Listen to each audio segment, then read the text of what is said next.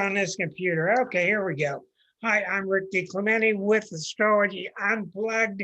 Nice to have you tonight when we're going to talk a lot about Eris and Pluto. And I'm going to tell you why we're going to talk about that. Let me get all the microphones shut off so we don't get any feedback. And you guys can turn them on if you need to. Okay. All right. Several things to talk about. First of all, if you're not used to joining us, you're watching us on YouTube, you can join. You can join us any Thursday night by going to Astrology Unplugged. Just type that into Google. That'll get you the link. That's 8 o'clock Eastern time. It's free. It's 8 o'clock to about 9:30. Now, tonight I got specific reasons why I want to talk about what I'm talking about. I'm going to go through each of your signs and talk about what Eris and Pluto are doing with you right now and what this conglomeration of 4 planets right now in Aquarius is doing. And I'm going to explain a couple of things. First of all, I wanted to say to you, I've appreciated about 5 people have volunteered to be chart readings, because sometimes when I run out of material, I like to read somebody's chart at the end of the show. Matter of fact, I need to do more of it because I think you really learn a lot about astrology by watching a live reading. I got 5 people. They've come to me in order by their emails to rick@starself.com, rick@starself.com, and I've given them numbers. But the thing is, they want to know when they're going to be on, and I don't know. So you're going to just have to be here when the time comes, because I never know how long a show is going to go or how short. Okay? Because it's just a dynamic thing. And after all, we are unplugged. Right, Farishka? We are unplugged. All right. Now, I want to talk to you about a misconception that's out there. Now, through studying astrology and through having your ear to the people's pulse, you can hear a lot of people are talking about we need a bunch of Aquarius because we're in this heavy, heavy Capricorn time, who John doesn't like, but John will learn. We're in this heavy period of Capricorn, and we need to go through it, and we're not through it yet. And they're exactly right. But the Aquarius is not upon us yet. The age of Aquarius is not here. It could have been here. It might be coming. We just don't know. The ages last about 2,000 years, and they don't have a clear cusp. So when the song came out in 1967 about the age of Aquarius, we just don't know. And there's enough evidence now that we have shifted, because the cusp between Pisces backing into Aquarius is so vague. We're probably getting a good bit of Aquarius in us right now, but we just don't know. Okay, Ray got kicked out. She's coming back in.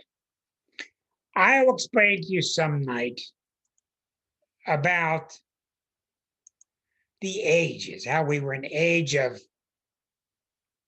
Eris for 2,000 years BC, and that when Christ was born, that ended, and the age of Pisces started. We backed into, it goes backwards, we backed into the age of Pisces in the year 0, around then, which is pretty miraculous.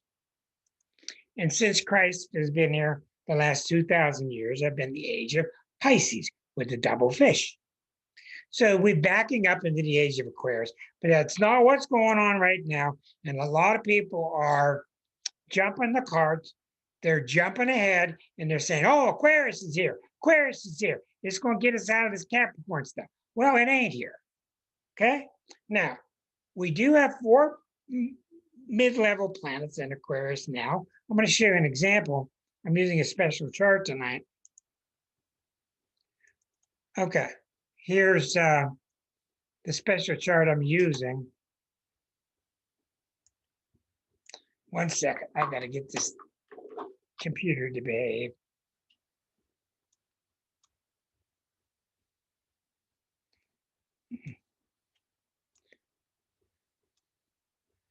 Huh.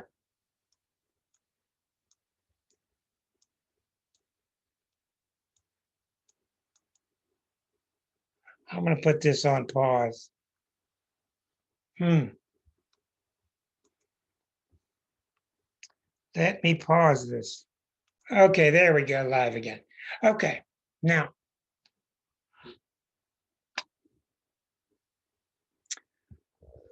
what's happening now is I'm using this special screen. Let me show you.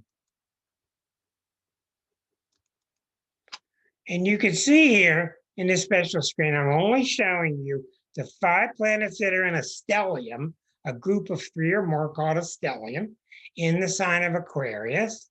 And I'm also showing you Eris square to Pluto. I've removed everything else on purpose.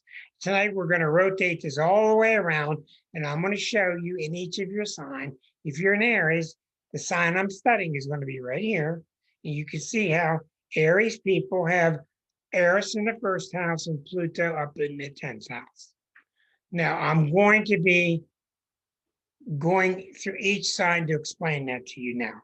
Now, I want to show you that right now, there are 2 significant planets in Aquarius. Venus moves through very fast. Sun moves through in a month. Mercury moves through after retrogrades and comes back out.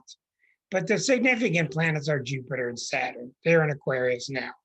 Now, if you remember when we talked about planets, there are 5 personal planets: the Sun, the Moon, Mercury, Venus, Mars. Then in the middle, there are 2 social planets, which are Jupiter and Saturn, which we're showing tonight. Then beyond them are the heavyweights: Uranus, Neptune, Pluto, Eris, etc. So people are aching for Aquarius energy, and we really do need Aquarius energy, because Aquarius energy is, hey, if I do it for you, you do it for me. When I help you, it helps me. It's exactly what we need to get out of this Capricorn energy we've been into, which is more or less, I'll take care of myself. And we see an awful lot.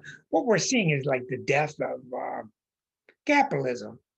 And if capitalism is anything, I think it's Capricornian. So we're seeing where we've all got a bad taste in our mouth. We just have too much capitalism for too long. It needs to die. It needs to be replaced by Aquarian energy. But Jupiter and Saturn being there is not going to do it. Jupiter is going to be there 1 year. Saturn is going to be there 28 months. So it's not a long enough stay. But it is significant that right now it's there, which is why I'm going to talk to you about it tonight.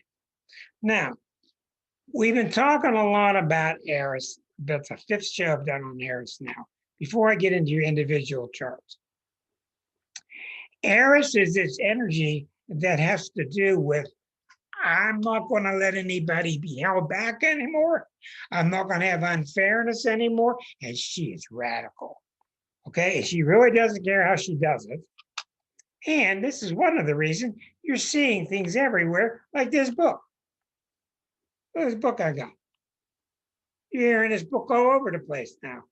It's not just this book. You're hearing this all throughout society. You're hearing this blow it up type of mentality. Now, what I was telling John earlier, when we pick up new archetypal energies, like the 60s were very explosive, new archetypes, to the degree that we've been repressed is equal to how explosive it's going to be. Believe me, the 60s were explosive. Not like this, because in the 60s, there was no Eris yet, there was no Chiron yet.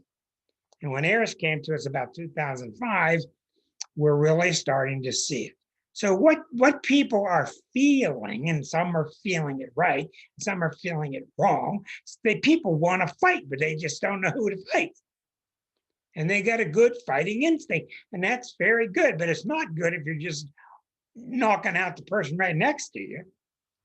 So that's how a lot of the Trump time happened with blame them, let's fight with them, and it led to the Capitol.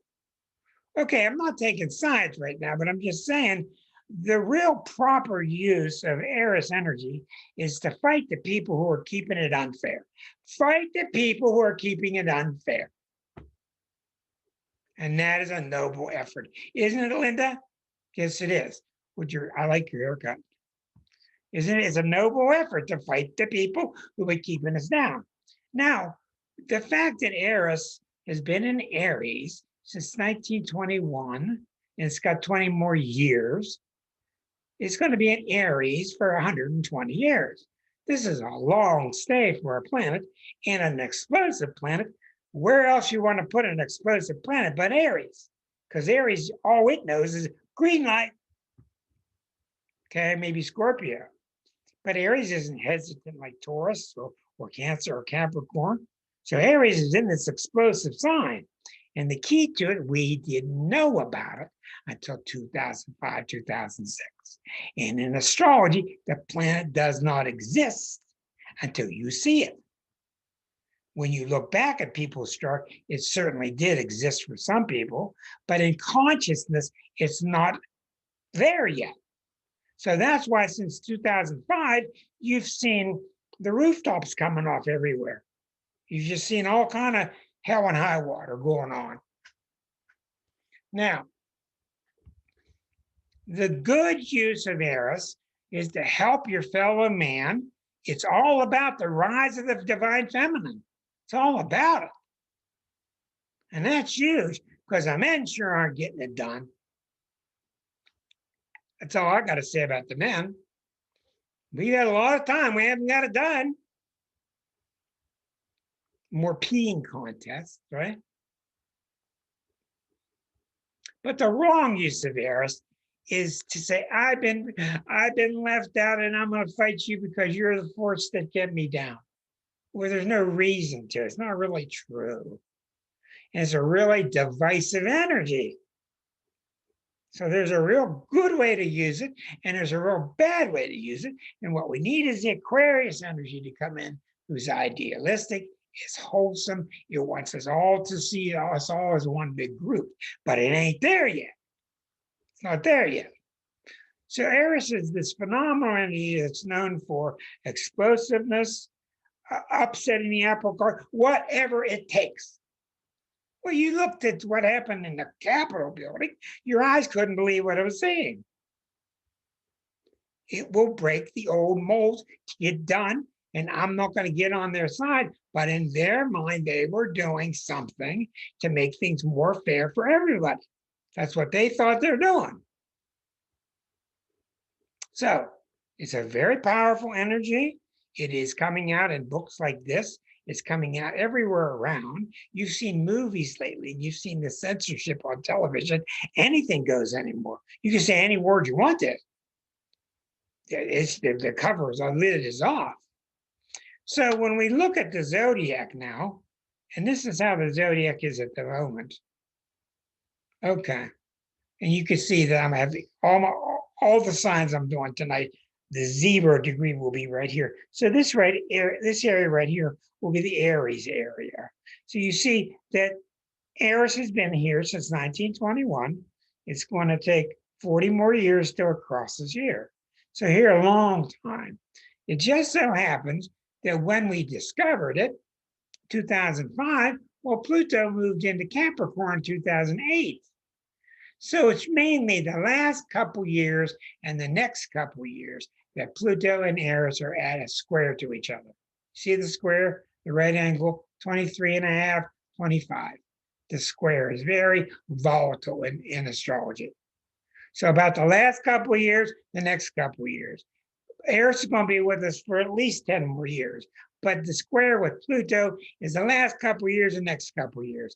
And this is why I wrote newsletters for so long, and I got to a point I told my girlfriend, I can't write anymore. I'm so sick of writing about Pluto. This is 4 years ago.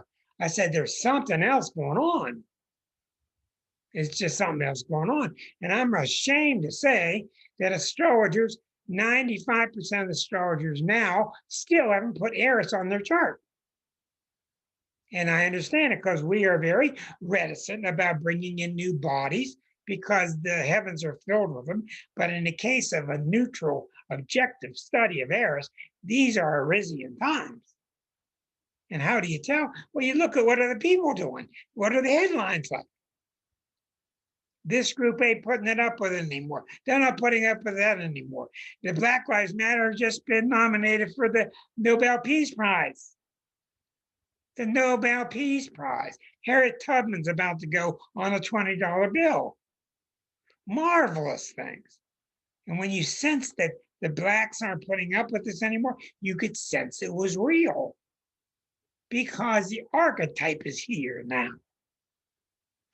So when the archetype became visible in 05 and 06 was when we started to digest this.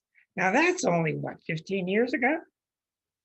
And that's a minuscule time in astrological time, but it's just now that we're really starting to feel it absorb our life because the two planets are almost exact. They will be exact one more time next fall.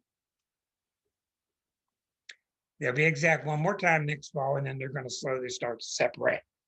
So to give you an idea of what I'm doing here, let me make sure I don't miss anything here.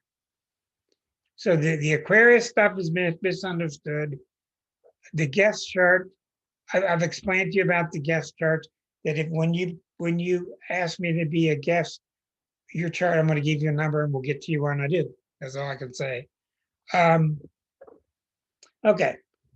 Now let's go ahead and enter the sign of Aries. You'll start to see what I mean. So for an Aries, for all Aries on the planet, all of them, to examine the sign, this is how horoscopes are done. You put 0 Aries here. This is called whole signs because each one is a whole sign.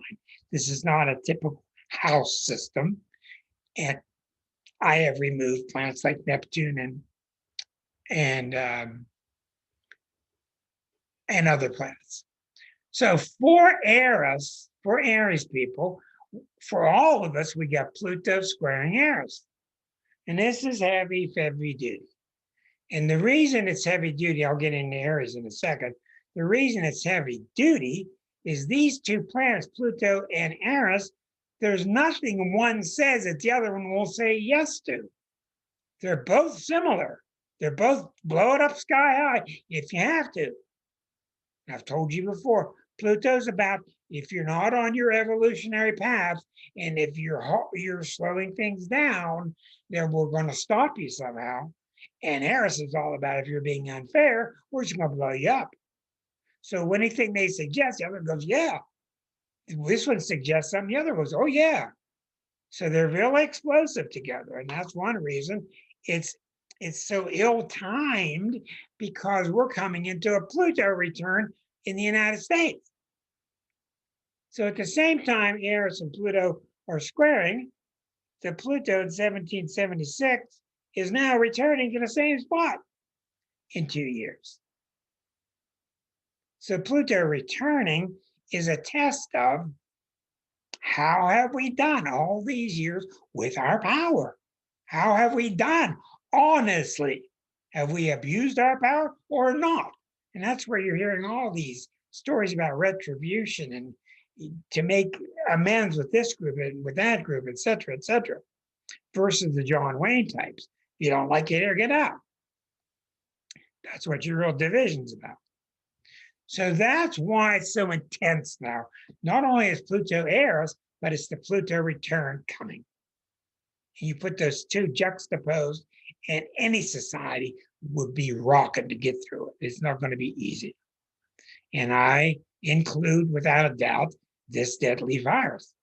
And it's very scary. Astrologically, it's very scary. People keep writing to me, when's this going to end? And I tell them, it's going to end when we all grow up. And they all go, oh no. I say, I don't know what to tell you. The planets don't say it's going to end in August of 22. It's going to end when we grow up. We start taking care of each other. Is that a shock to anybody? I don't think so. Okay, let's go into Aries and you'll see how we're going to do this. So for your Aries dog or your Aries car or your Aries person, they're going through a time, and I am specifying this particular Eris square to Pluto. This is going to be, these will be the same in everybody's chart, it'll just be rotated. And there are 5 planets in Aquarius.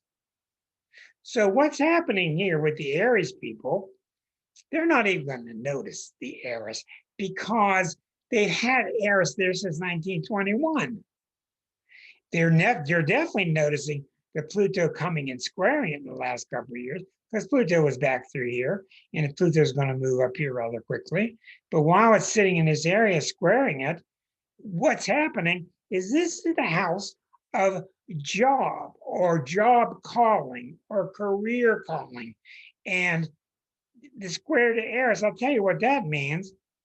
I can't tell you how many people are calling me right now. This is really getting to be amusing. How many people are coming to astrologers now because they sense the end of the world, which is kind of appropriate. Where were you when the world was okay? No, I'm just kidding.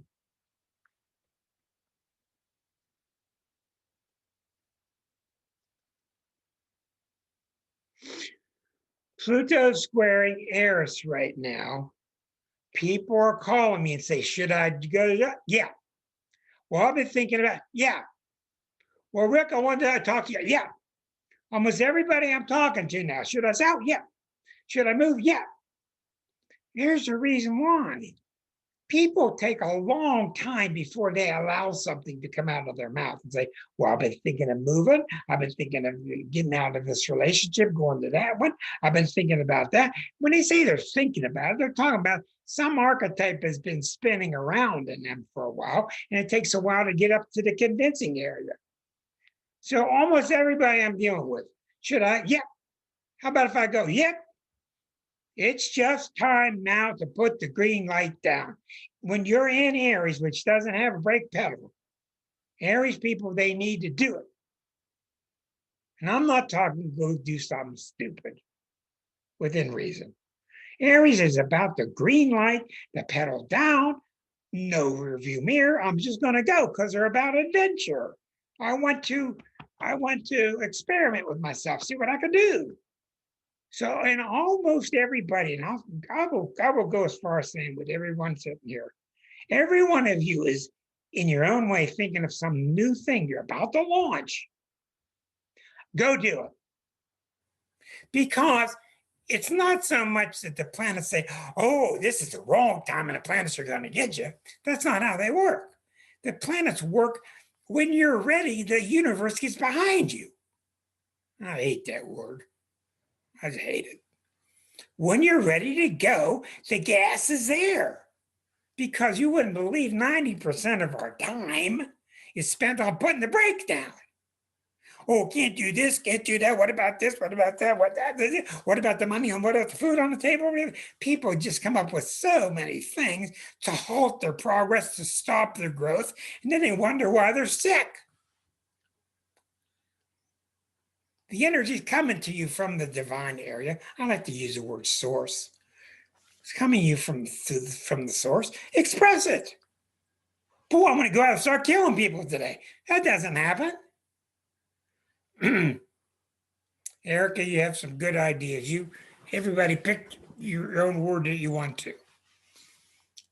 Most people get these urges from spirit. And go do it. And the what ifs will kill you. I can't tell you how many people I've spoken to, and the what ifs, I just don't even want to hear it. I just don't want to even hear your what ifs. I got my own what ifs I'm trying to get through.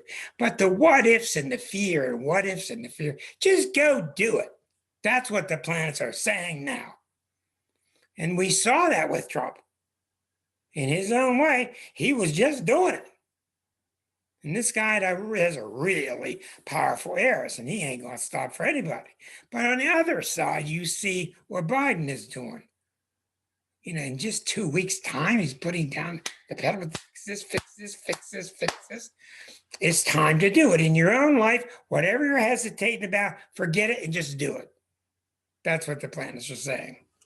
Now, when you take an Aries and you superimpose on it 5 planets in Aquarius in the 11th house, this means go do it with a group of people. You want to do ayahuasca? Good. Get a busload, take them out of Costa Rica, and go do it. Go and do it. This is about taking my friends with me. Usually Aries is about me doing it myself, but this is all about let's do it together. Let's have a commune. Let's have a group of people that do it creatively together. It's all about doing it. But the worst thing you can do being in Aries right now, the absolute worst thing you can do is to start stalling yourself. Well, I don't have the money. And when I get back, what if the money's not there? And that, I don't have to tell you anything about it. You know what it's about. It's just that simple. Go for it. How many people in this group, raise your hand, are teetering on going for it and not, but they kind of got an inkling like, I just need to go do it? How many people? Okay. All right. All right. Astrologically, I will guarantee you it's the right time. I will not guarantee you it's a success. The reason I won't is you might get halfway and stop rowing. That's why.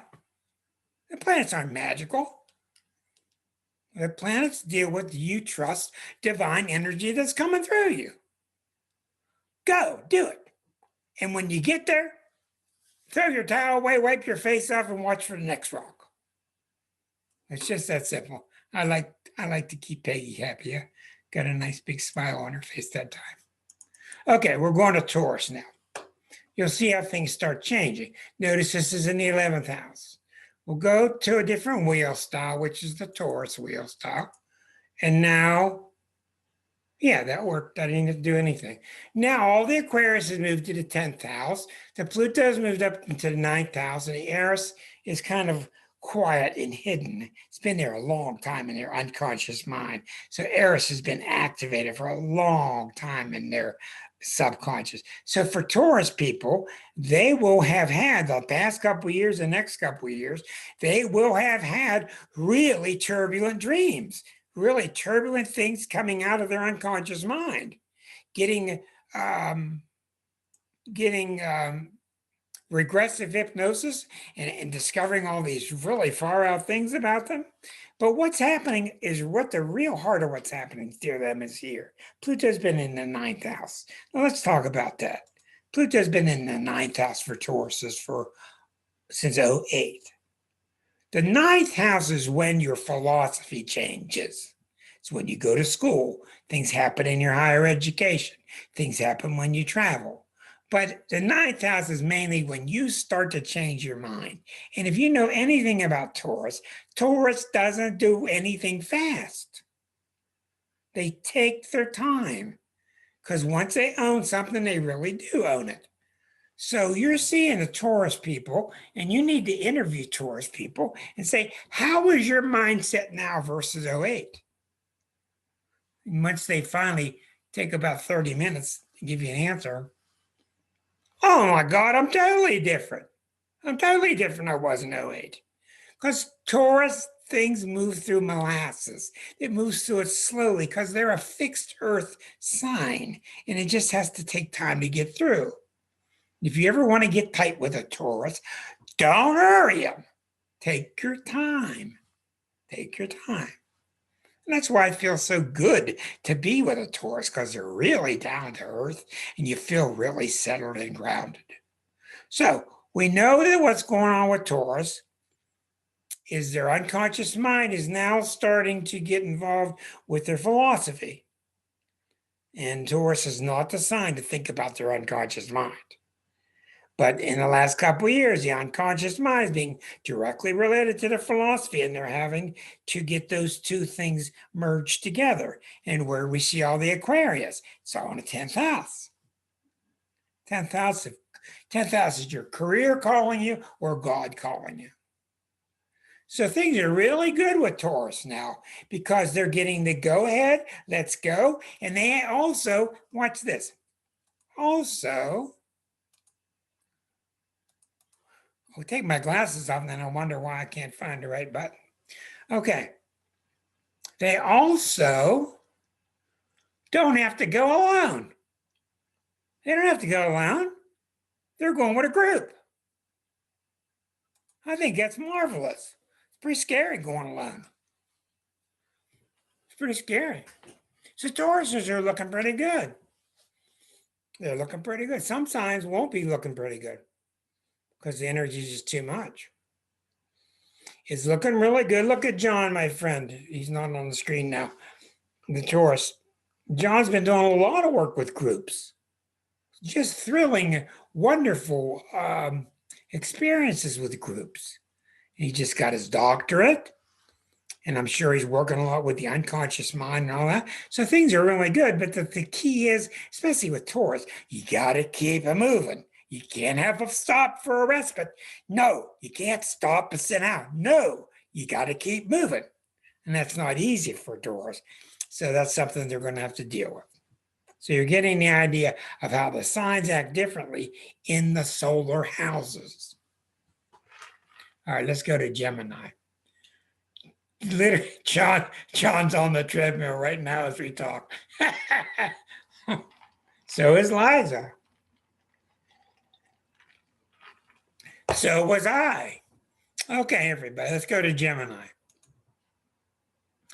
Okay, so we now go back to the chart with the same points displayed, but we tell it to use a different wheel style. We tell it to show us with Gemini rising. That's what this wheel's for. Boom, now things shift again. They shift backward. That's what's so exquisite about the zodiac. Wherever you put this stuff, it comes up with its own particular dynamic relationship, and it holds true. It's just incredible how integral the zodiac is. Now, with the Geminis, who've had a long time with Eris in their 11th house, wouldn't even notice that. Most people don't notice Eris till now. Pluto's been in the 8th house. All this stuff's been in the 9th house. Well, I don't have to tell you that one of the main things about the 8th house is sexual activity. And I don't have to tell you much about Geminis being very explorative. They just like to try things. Enough said. Well, it's much more than sexual activity. The 8th house and the 11th house, the 8th house especially, is about, you see, when you get heavy with stuff, Geminis don't really want to hear you talk about heavy stuff. They just don't. Well, John's different because John's a lawyer, and John will sue me if I don't. He was telling me all the lawyer tricks tonight before we came on. Boy, is that cool. Pluto in the 8th house is about taking very deeply serious your relationships. Neil Young songs. You know, you're mine forever. Destined to each other forever. Claudia's having a good time with that. That's just what the 8th house is. Now you mix that with the lighthearted Gemini butterfly. Geminis have had a hard time in the past 12 years or so because they kept trying to stay light, and the energy, the archetypes keep pulling them down to the deep stuff. They don't want to go into deep stuff. They might miss something. You see? So you poor Geminis had 2 years of this. You got 2 more coming, and you're going to have to stop and just realize that Gemini is not always going to be honest with you. The problem we have is all 12 of our signs lie to us. Every sign we got says, if you listen to me, you'll be fine. Don't listen to them. Just listen to me. They're all liars because we can't operate unless we bring all 12 voices in. And Gemini's voices, keep it light and keep it fun to be okay. So it won't. How many problems you get in your life in Gemini because you take things too lightly? Mr. Dear President, gone past Mr. Gemini, how many things did you screw up because you didn't take seriously? How many 400,000 people dead because you took it lightly? I don't have to go any further with that one, that particular Gemini. So the Geminis got a couple more years of dealing with deeper stuff. They might, in fact, have to deal with some therapy for a couple of years. And then after Pluto and Eris start passing, unlinking, they'll get a lighter treatment. They'll be able to return back to what they like. And you see, where was the Eris? Where was the Aquarius? It's in the 9th house. So the Aquarius is all in the ninth house. So it's a wonderful time. Ninth house, third house is wonderful for Geminis. Exploring ideas, reading, traveling, all this. Very, very good for Aquarius, for Gemini. So I would say one of the top things now, if you know a Gemini, they feel like traveling, go. Where they want to go, I don't care. Just go. Just go. That's a Sagittarian response. Just go and travel. But don't be confused. I'm going to do a whole night on this one night. Where are you going to go? There's nowhere to go. There's no thing out there. It's all going to different places in here. There's no job. There's no car. There's no wife. It's all taking place in here. So someday we're going to talk about how I take a client and I listen to their exterior discussions. They try to tell me about what's going on in the world around them, but it's all symbolic of what's going on inside. It just is. Okay, now Patty's been very well behaved, and now we're going to get to the sign of Cancer. Patty's with us from where? Where are you? I'm from Massachusetts. That's right, the Bee Gees song. That's right. Massachusetts. Going back to Massachusetts. Rick, please don't sing. Okay, I won't. Wheel style, go to Cancer. Okay, now we're in Cancer. Okay, now look at this. All that really wonderful, lighthearted energy of Aquarius going up into that eighth house. What's Cancer been going through? Cancer's been going through hell lately. Since 2008, Cancer's been going through hell of relationships. Pluto, Eris. Okay, what's been going on with Cancers? It's very simple. This ain't easy, but it's simple. Cancer is a sign of taking care of myself. Because somebody's got to do it. We all have to get that quality, and we all get it during the Cancer stage. And with all that Pluto going through Cancer, it's been very hard for you because Cancers are usually very comfortable with taking care of myself and they don't think about the outside world. Not that they're cold to it, they just don't think about it that much. They're so absorbed in their immediate family and themselves and taking care of it. But Pluto in the seventh house has been saying to them, no, you're not going to just take care of you. You're going to deal with your relationship. But I don't want to deal with my relationship. But you're going to. But I don't want to. But you're going to. That's what's been going on with Cancers for 12 years now, 13 years. So what's happening now is your relationships are getting to the point where they're just exploding. Now, what's that mean? They're exploding in a good way, which means you're breaking through this stuff and you're realizing you're not just a Cancer here to take care of you, that you have to take care inside your circle your true loved ones and you plus the other. Cancer can't get away with just self. This is the United States problem. We're a Cancer country. Now we're going out and what's Biden doing? He's going around to make a culpa to all these countries trying to say, hey, we're back. Hey, we're back. We really weren't that bad. And everybody else, all the other countries going, yeah, you were. Yeah, you were nuts for 4 years. Yeah, they are. So Cancer has a lot of experience now. It was not easy for you 08, 09, 10, 11, when you were being forced to really deal with the other in a capacity you weren't ready for, but now you're much more able to handle it. So that's coming to a peak now. And with all that Aquarius in your eighth house, what that means is magically all these forces are just coming to you and helping you. All these books are arriving. You're seeing a show on the internet. You're seeing a movie. People are fixing you certain foods. Whatever it is, Aquarius is a wonderfully magical energy, and it's magical because it's got group love involved. The whole group loves each other. The group love essence of it. That's where the magic comes from. It's not magical at all. It's just energies flowing freely. So Cancer is going to be okay. Cancer has a couple more years. The problem with Cancer now is they keep looking over their shoulder. Like, is this stuff going to keep happening? And it's not going to. The big stuff's behind you. The big stuff behind you. And it's a real Cancerian thing. When's it going to come? When's it going to come? Because Cancer's worried greatly about being attacked. Well, what I'm saying to you is through the past 13 years, you've grown a lot if you'll take a look. You've grown a lot, and you've grown a lot beyond this concept of I got to take care of me.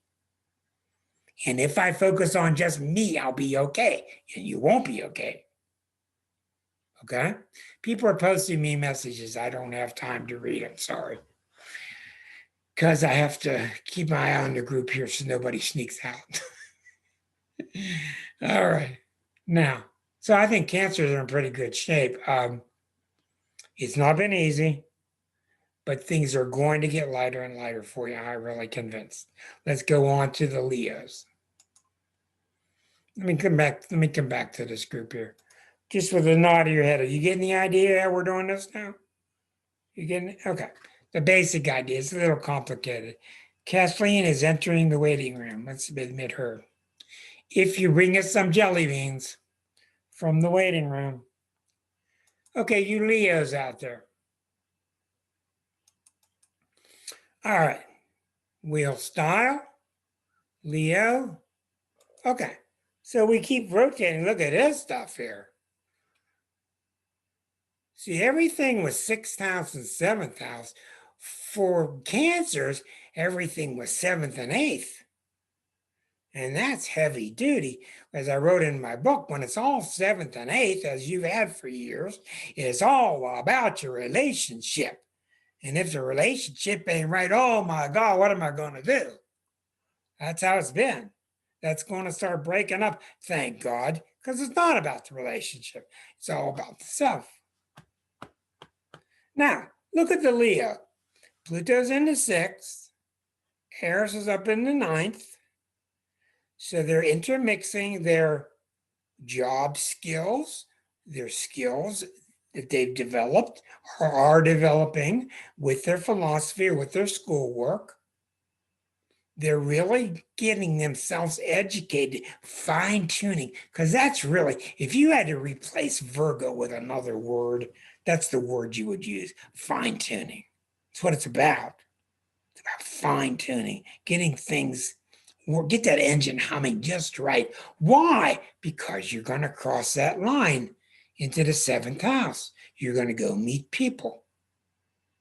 Whenever you see a Virgo all dressed up and all neat and they just got a haircut, it's because at the archetypal level, they're going to go meet people and they have not met them yet. This is all explained clearly in that other book that doesn't have a bad word on it. This book that we wrote, Liza and I. It's all about the first 6 signs getting ready to meet the next 6 signs. Highly recommended. All right. So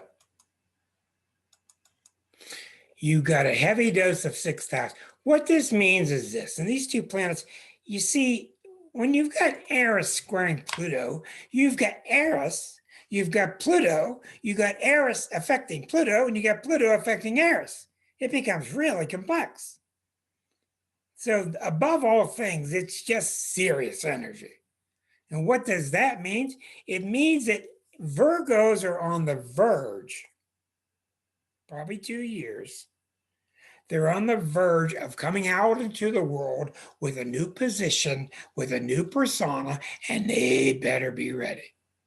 And you see, when you're messing with a Virgo, it's always that way. You just always better be ready about everything. They have no sense of humor. Just get yourself ready and be ready. Right, that's the truth. Try to go whine to a Virgo someday. Talk about your latest problem and how you can't make it to work. Oh, give that a shot. Try that out. All right. So what's happening with Virgo? You got to think at the very collective level here. because collectively we got a mess. And what's Virgo all about? Fixing things. Virgo's obsessed with fixing things. Thank God. I'm sorry. Yeah, Aren't you all on right. Leo? Huh? Aren't you on Leo? You started on Leo and then just Did I skipped jump? right into Virgo. You didn't finish Leo. Virgo. Well, what the heck's wrong? What is wrong with me? Okay.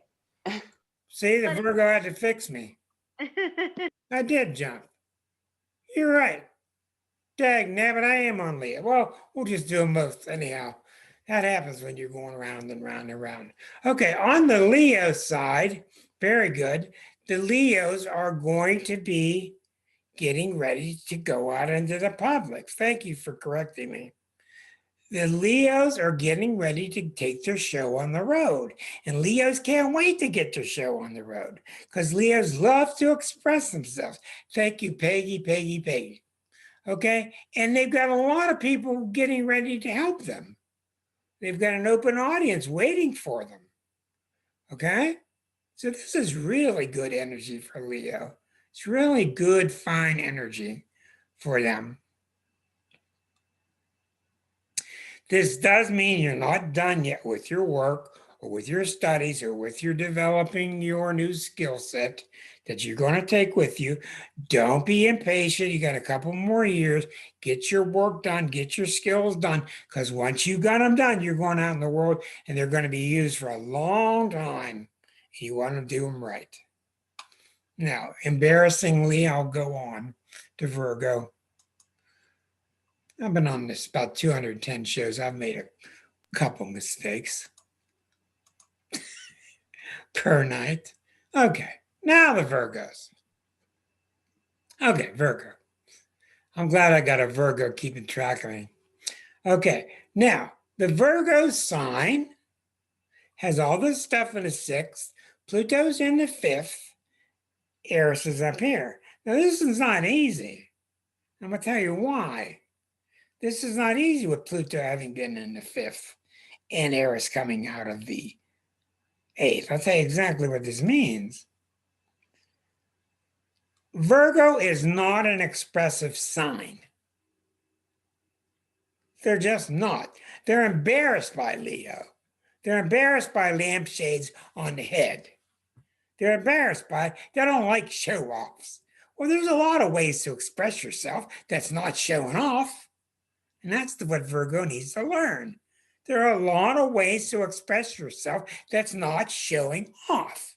That's exactly what Leo needs to learn. I'm sorry, that's exactly what Virgo needs to learn. I'm getting myself so messed up here.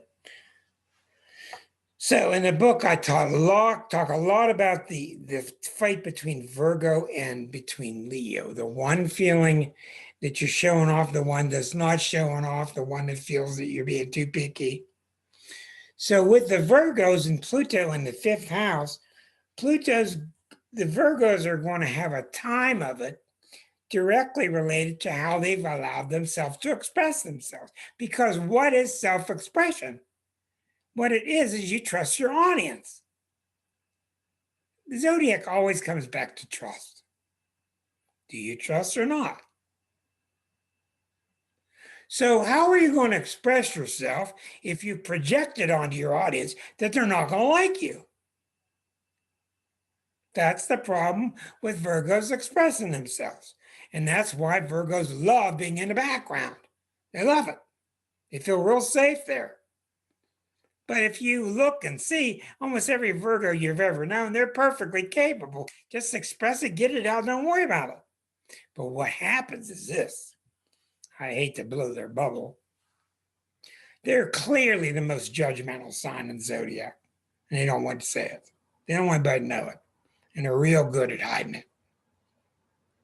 And what they do is they project it on the audience. Because they're judgmental, the audience must be judgmental. And the audience isn't. The audience is going to take you the way you are, in most cases. So that's what Virgo has left to do. It has left to work through its trust issues with people because Virgos are so sure how they do things. But when you're on stage, you can't be sure. You got to just play your song, do your act, and it's now in the hands of the audience. So the trust issues are big with Virgo now, and I'm not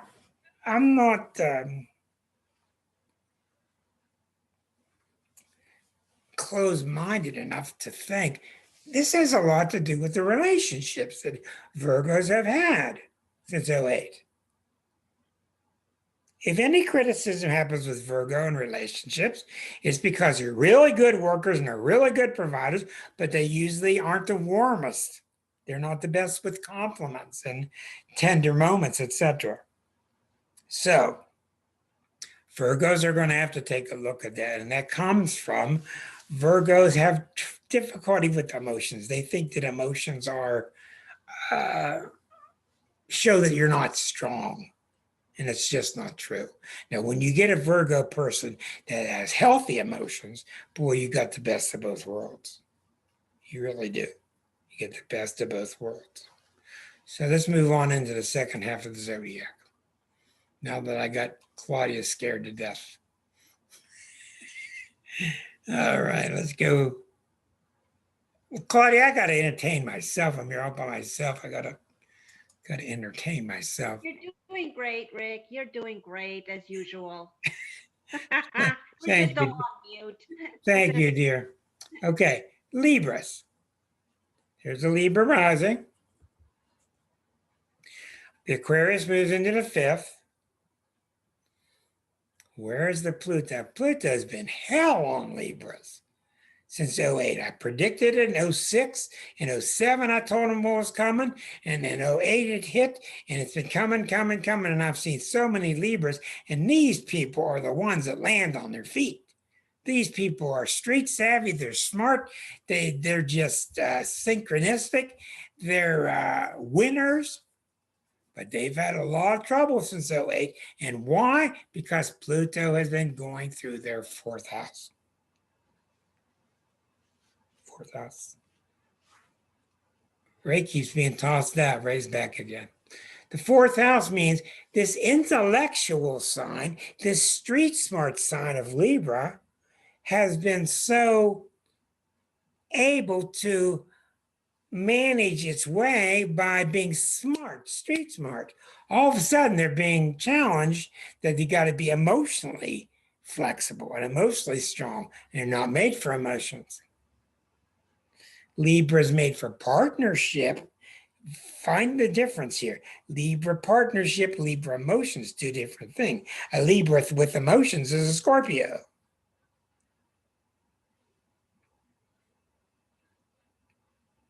Libras can be very kind. They're very, very tactful. They can be very warm. They can be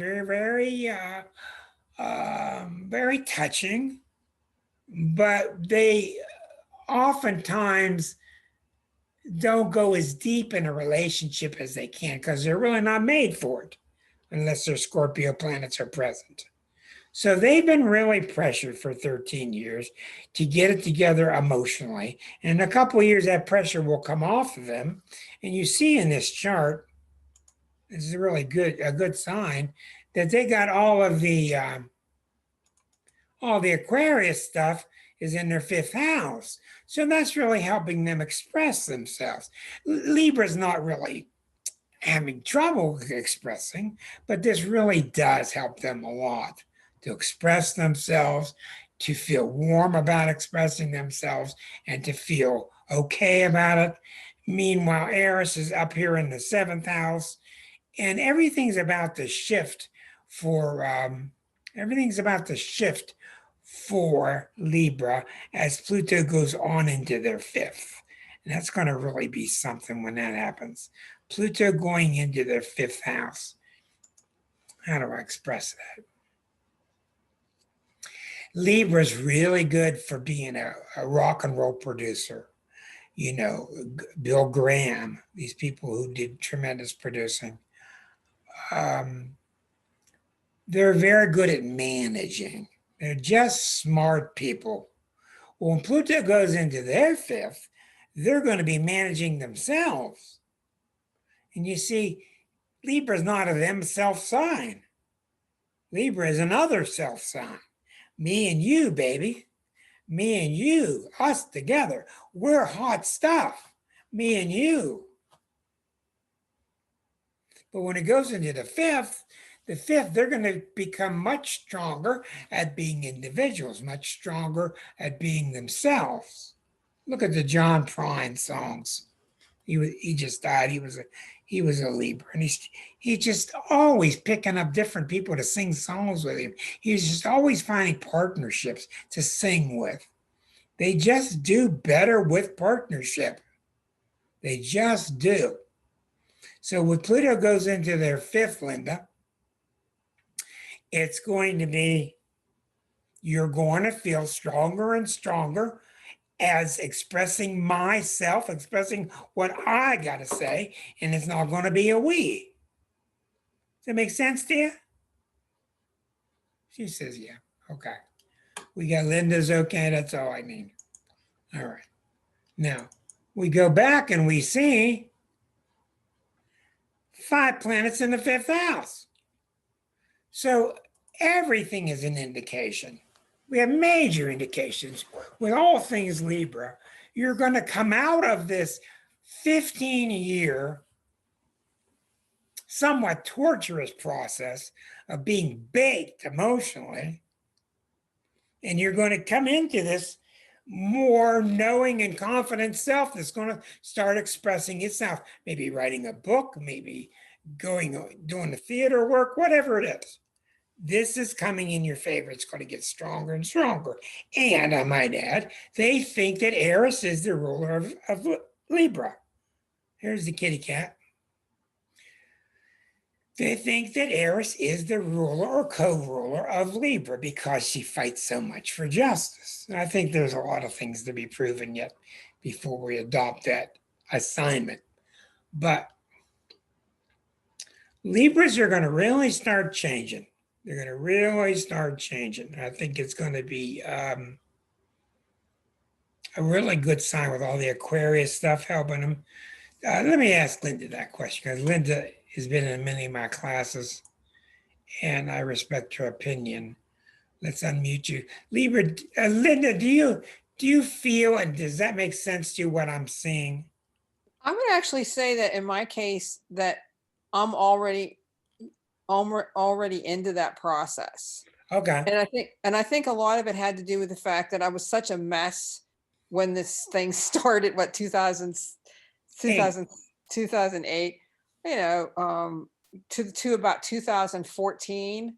So there was like 5 or 6 or 7 of those years where I had a lot of everything changed. I did a lot of work, and you helped a lot with that. And so I just think that once I got through the worst of that, then I was sort of more open to what this other change was coming. And, you know, and what's funny is the thing that's really changed is my idea of partnership has changed. Right. I don't feel like I need to have a spouse. Right. I'm like John Prine. I have partnerships everywhere when I need a partnership. Right. And when I don't need a partnership, I'm just here myself. So do you feel that that was true for you, the 08 warning, 09 warning, that you guys are going to have to go? The hardest thing in astrology is going against your own nature. Well, I think it was really, really difficult. And I think it's sometimes worse for people who have other challenges in their chart. I have Venus in Virgo across from Mars and Leo at the midheaven. And and when you talk about Venus in Virgo plus the Libra and the lack of emotional nature. So for me, you know, and when you brought that out to me, maybe it was 2015 or 2016 when we had a reading, and you sort of pointed that out to me and talked to me very specifically about the Libra energy nature, plus the Scorpio. Because for me, it's like ding, ding, ding, ding, ding. You know, there's emotion, then there's no emotion. There's emotion, there's no emotion. And what I had to do is get all that under control. Well, and not, it sounds like you did, and that's really, you know, you're to be commended on that. and as well, astrology was was more of a help almost than therapy, because it helped me Oh, yeah. understand myself. Well, I you're mean, I more, understood myself. more archetypal. Well, thank you for pitching, and I was glad I went to you. Appreciate that. Okay, I'm going to get moving here because there's a lot to do. Okay, now let's go on to Scorpio. And we change the wheel style to Scorpio. This is the eighth sign. Now look at this. Ain't this a story? Look at everything coming down to Pluto at the bottom. Ooh, Pluto at the bottom, approaching the bottom. It won't hit the bottom for 2 years while Eris is here. Okay, and Aquarius is here. Okay, this is very simple. It's not easy to do, but it's very simple.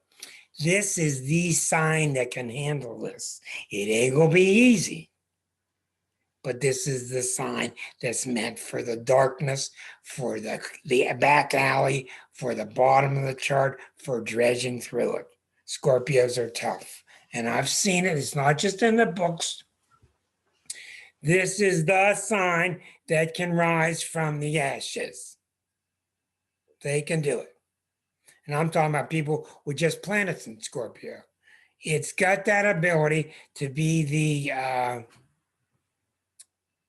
to rise above from the ashes. So why is Pluto going down to the bottom? Pluto's going down to the bottom. It's just relentless with Scorpios. You think they treat you bad? You got to see how they treat themselves. It's a relentless energy. You're not purified. You're not pure enough. Get back in the fire. Well, go, let me get a breath. Get back in the fire. No, it's a really powerful sign that only accepts purity.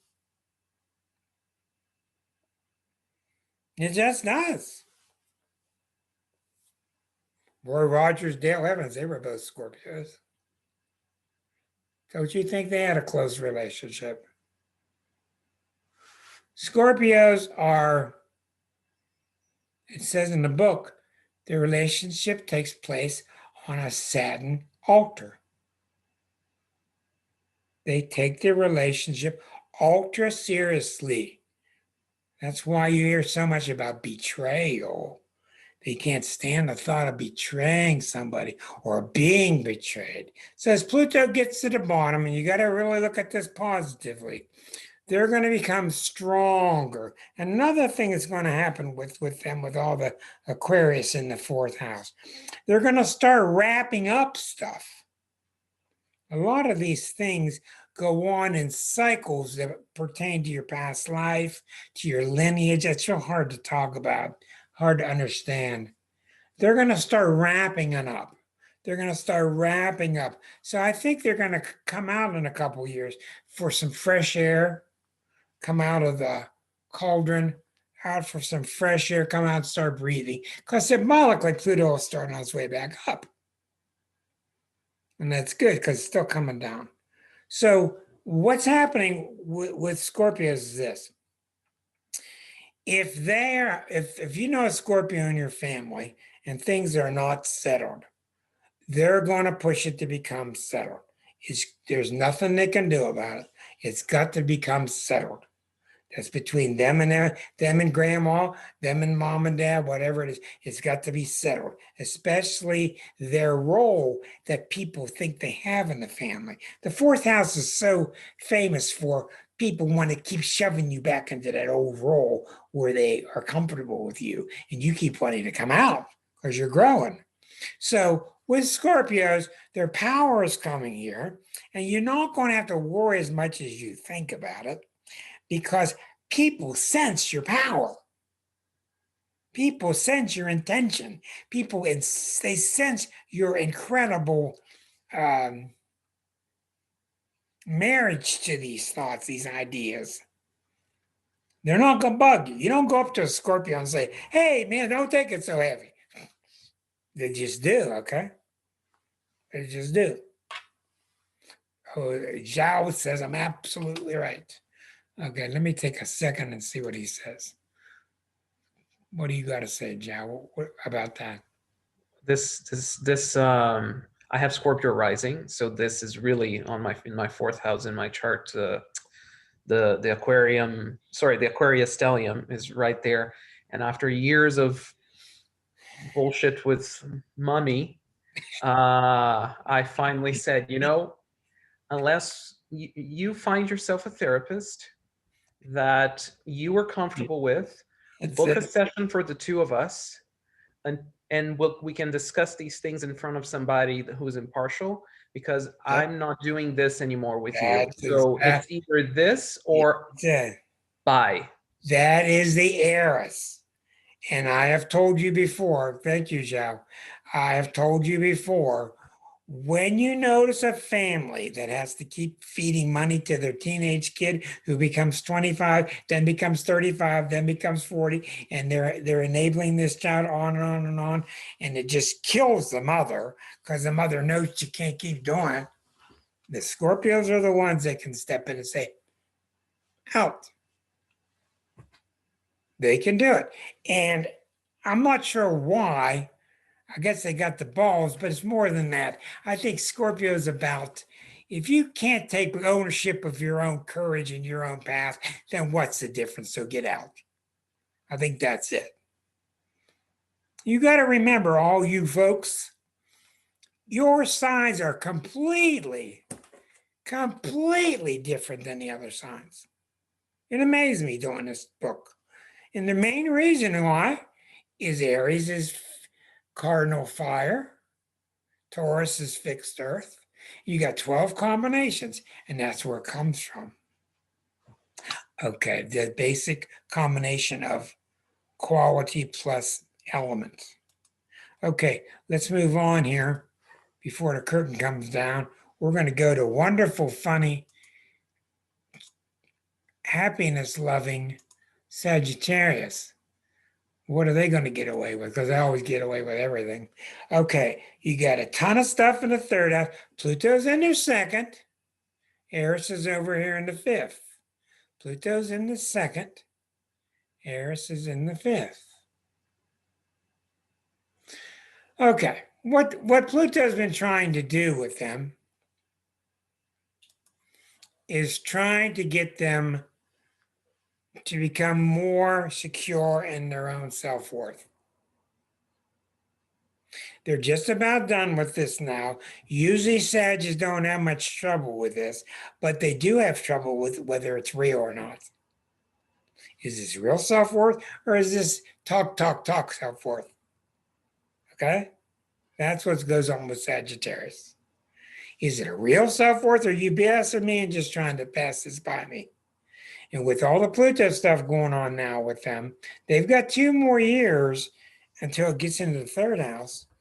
What that means is they've got 2 more years to become real. And a lot of Sagittarius that look real, they sound real, they're fun, they play real, but they ain't real. I don't know if you know any, but that's the way it can be. So they've got a couple more years where they're going to be able to. See, when Pluto's in your sign, it's not just the threat that's happening there, it's your powers there. The bigger problem that Sag is going to have is getting people to believe them. Because they're so used to joking with people. Oh, you're putting me on. Oh, you're putting me on. Ah, you're putting me on. And they're going to say, no, I'm not putting you on. This is my new leaf. So that's 2 years to turn over a new leaf. And I think when they do that, with all that stuff in the third house with Aquarius, that indicates their mind is being renewed. All the Aquarius in the third house, their mind, their software is being updated in their head. They're going to be kind of renewed, but they're not done yet. They've still got to go through this contest of Pluto in the second house. Now, let's go to the wonderful sign of Capricorn. And here it is. Okay, so Pluto's in the first. Eris is down here in the fourth. So Eris has been doing a lot of work emotionally all their life. Pluto's been in the first, working on the personality. Aquarius has had a lot to do with All of a sudden, the Capricorns in the last couple of months, Saturn and Jupiter went in. And just in the last couple of months, all 5 of these planets went into Aquarius. All of a sudden, in the last couple of months, Capricorns are feeling more and more upbeat about themselves.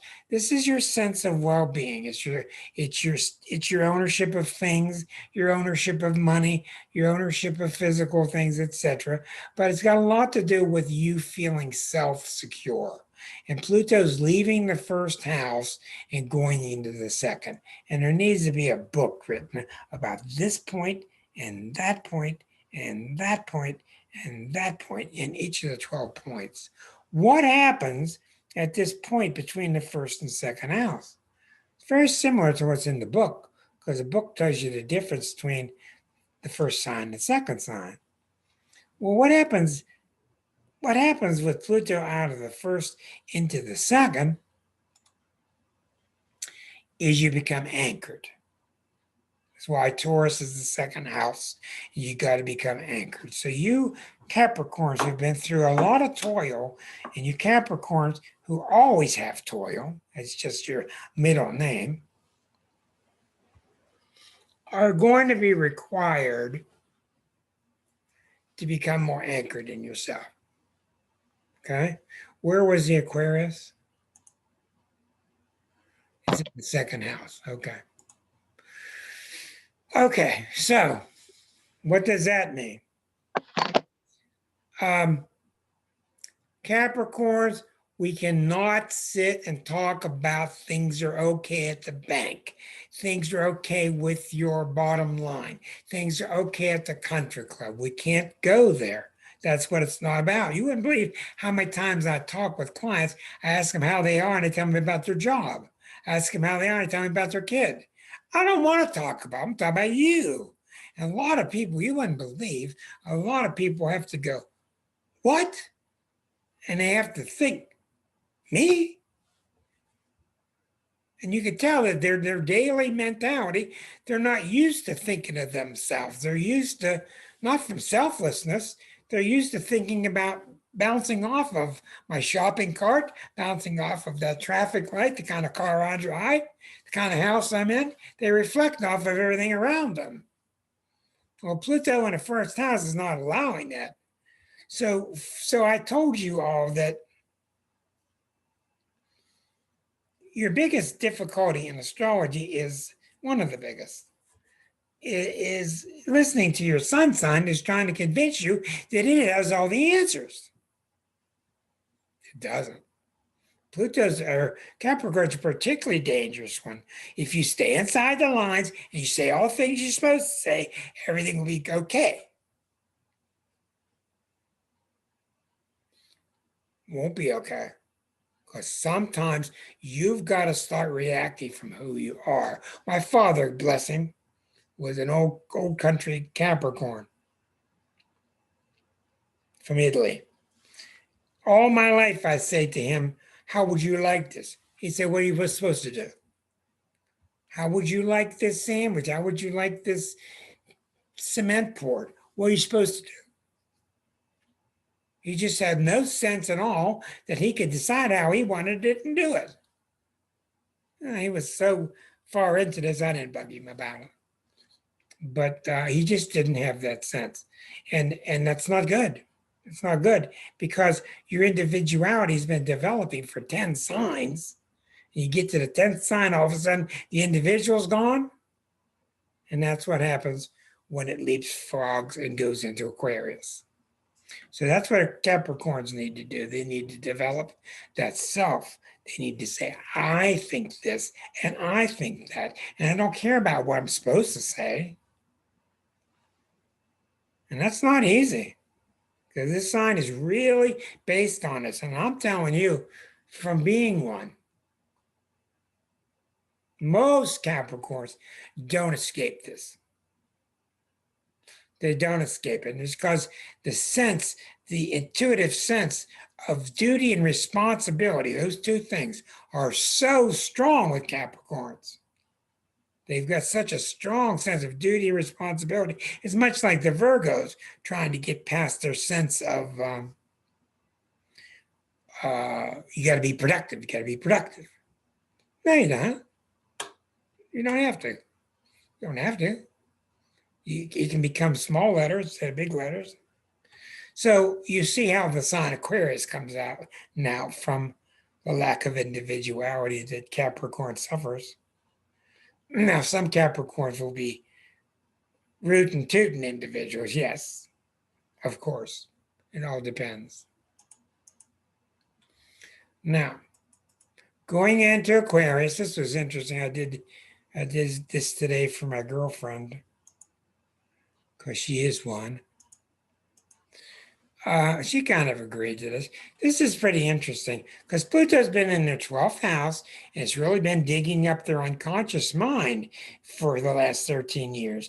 And usually Aquarians are aware enough and smart enough that they're aware what's going on in the unconscious mind, or they've been playing with it. And it's in sync with square to Eris in the 3rd house, which is the mind. So here's the mind squaring the unconscious mind. Now forget about, they're not going to notice any of this Aquarius stuff in the 1st house because there is one. But you got this battle going on between the 12th house, digging up all this stuff in the 3rd house, which is trying to update the software in the main computer. So I know with Liza, she really checked off everything I talked about today. She's had many years now of things coming to the surface through studying a lot of Buddhism, through doing a lot of meditation, whatever it is for you particular Aquarians.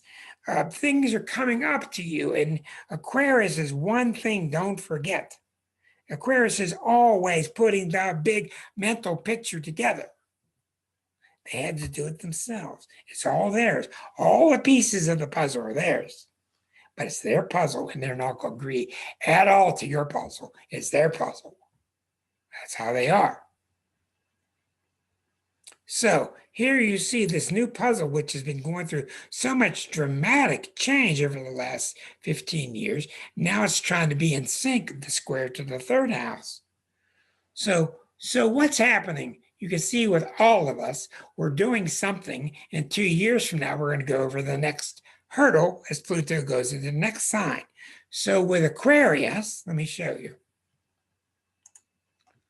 With Aquarius, Pluto is going to go into here, and it's going to go into here. And then the next sign, let's see.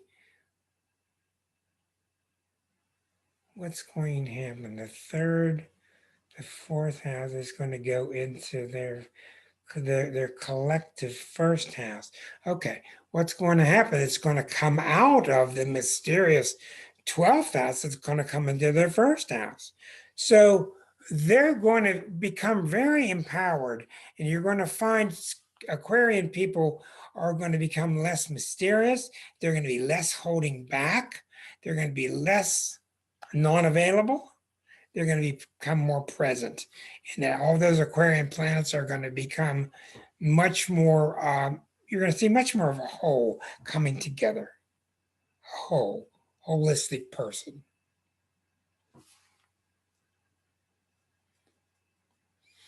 At that time, the Eris is going to be left alone in the 3rd house. And that's got another 40 years to go. And Ray says she hopes so. Well, I think so. I think in a lot of ways what Aquarius is coming into now is you're coming to the end of all the mental fighting. And I think it's really important because Aquarius may not like it, but there's one sign after them.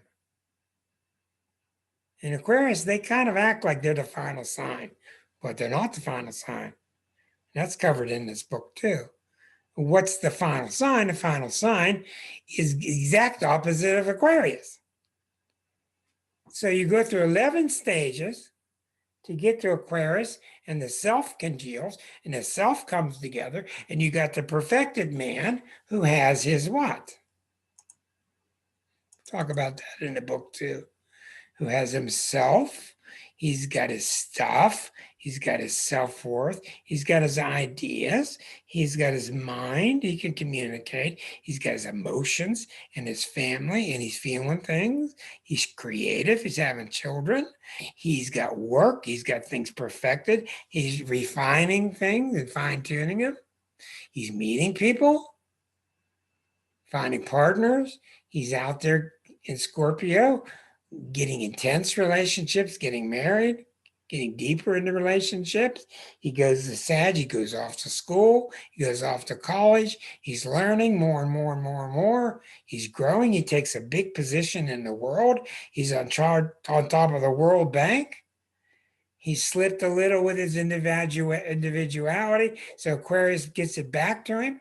And what happens at the very end? You got the perfected human. They don't mind being alone. They don't really need you to agree with them. They got solid minds. But what happens in the final sign is you got to give it all up. And they go, what do you mean give it up? And you go, well, there's you. And that means if there's you, and there's God here. There's you and there's everybody else. And you got hell. You got the definition of hell. You're here and you're separate from God. Until you give it up, which is what Pisces is all about, then and only then can you merge back into the oneness. And that's the sign of Pisces. And it's real hard to understand. And if this book is anything, this book was known as, the working title was Pisces, the ultimate sign. And we didn't feel people would understand it properly, so we changed the title. But the whole book is a graduation to the sign of Pisces. Where you go through Aquarius, you got the solid self, and now we shift into Pisces. We see what they're going through, but it's difficult to discuss. Here's Pisces. All the happy unconscious stuff going on, all the Pluto in the 11th house going on, and the Eris has been in the second. So a lot of what Pisces have been doing the last several years has been trying to learn to be okay amongst others. And that's not simple for Pisces, because Pisces interprets everything into being selfless. So, when Pluto comes out of this house and comes into the buried 12th house once again, I think what's in store for Pisces people in 2 years is they're going to take another deep dive into the ocean. I think they're going to have a whole new realm of mystical experience. And if you've been around Pisces and they start telling you about their dreams and stuff, listen. Because some of them are off the wall, but a lot of them are right on. And when they saw a ghost last night in the backyard, listen. Because a lot of these people are really right on intuitively, and they're really seeing things. Because really, coming to conclusion in the last 4 minutes, what you're really seeing with all the 12 signs is you're seeing the 11 signs are trying to perfect the ego. They're trying to develop the ego and then perfect it. Develop the ego, go out in the world and get it solidified, which is what you got to do when you think you're in the world. When you think you're in the world, you got yourself conned that you're really out in the world, and you got yourself conned that you really can act separately from God, which you can't. So what's the Pisces going to do? They're going to replace one dream with another. They're going to replace one dream with another dream. So what's in store for all of us? What's in store for all of us is, beside the Pluto return, which is just a whole enormous chapter that we got our toes in the water already. What's in store for all of us is we're all going to continue with this Pluto square to Eris. And what does that mean? That means that when you talk to yourself and when you get serious about your evolution, don't listen to anybody else. That's what it means. You're going to suffer if you do. They're going to, without intention, they're going to sidetrack you. If you feel passionately about doing X, Y, Z, go do it. That's what this means. And you got a couple of years to do it because it's going to get you more in sync with your soul. Now, how many people raise your hands if you think this is good advice for you for now? That's 1, 2, 3, 4, 5. That's pretty darn good. That's pretty darn good. And I would like to take the time to hear each of your stories. Of course, we can't do it, but you see, one of the things that's happening, I think it's a good note to end on. When a new archetypal force comes, it's really hard to adjust to it. When all of a sudden you could talk about being raped. People didn't talk about being raped in the 60s. I mean, I can't tell you how many people in my office have told me. It's not that it's okay. It's just the collective has changed and make it okay to talk about. The collective changes. The collective changes.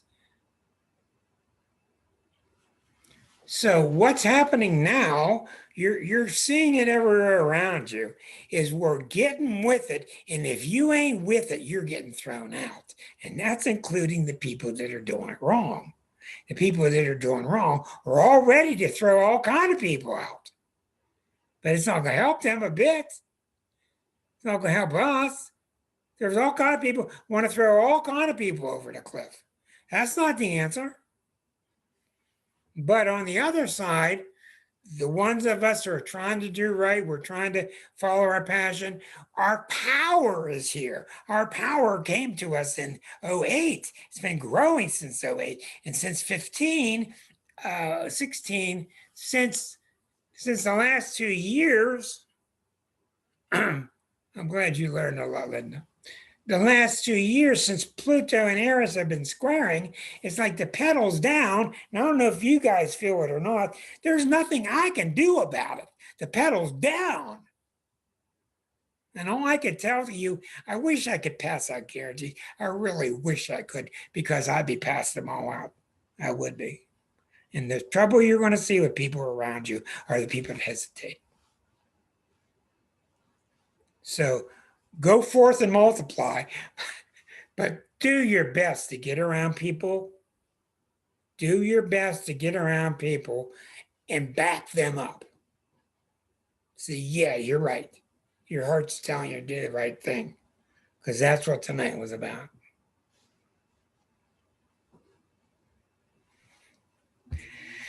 Okay, go get some cool, fresh air somewhere. Thanks, Rick. Thank you so much, Rick. This You're was all really very, great. very, Thank very you. welcome. Joey the Thank cat you. says hi. I want to talk to you next week when we get back and see how this sinks in with you over your next week. Okay, and tell me what kind of gas pedals you pressed on during the week. So we'll have a report back week. That'll be good. Then I can just sit there and listen. Bye, Sandra. Bye. We Have can help Good night, everybody.